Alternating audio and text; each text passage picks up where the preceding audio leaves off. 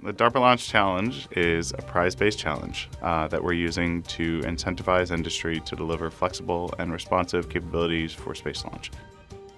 So specifically, we're looking at a field of competitors who are developing commercial capabilities that can launch to space 2 times within a matter of weeks from a site that they weren't familiar with before they entered the challenge, with a payload that they didn't know what they were going to launch to, an orbit that they didn't know they were going to launch to.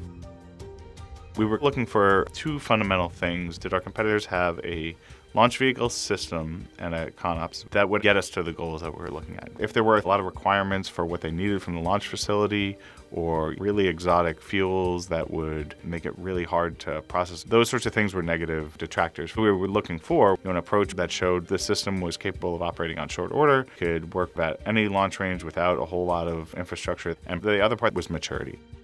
We launch dozens of spacecraft a year, and each one of those is exquisitely planned. They're typically very expensive spacecraft that took many years in formulation, so as a result, we really want to make sure that they work. And a lot of what we want to do with the challenge is shift that philosophy away to a much more risk-accepting philosophy, more standard interfaces, where we're moving on a much faster cadence, and we're able to put things into space on a quick basis on the speed of warfighter need. That's a big shift that we're trying to make, trying to show that that's actually possible. Taking all the things that we usually do with pre-planning, turning that on its head, putting on very short notice. So the reasons it's something that we want to solve here at DARPA is that it fundamentally would change the way that we use space launch. When we look at space launch today, it's usually something that's pre-planned well in advance for very strategic use. And we want to see a shift to a much more tactical use of space capabilities.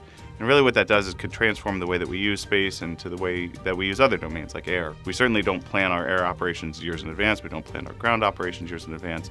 We'd like to be able to plan space operations in the same way that we're able to use our other military domains.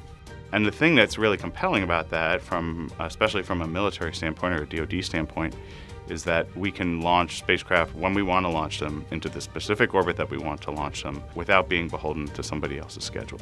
And those things really offer us a lot of utility from a military perspective for the way that we might want to use space in the future.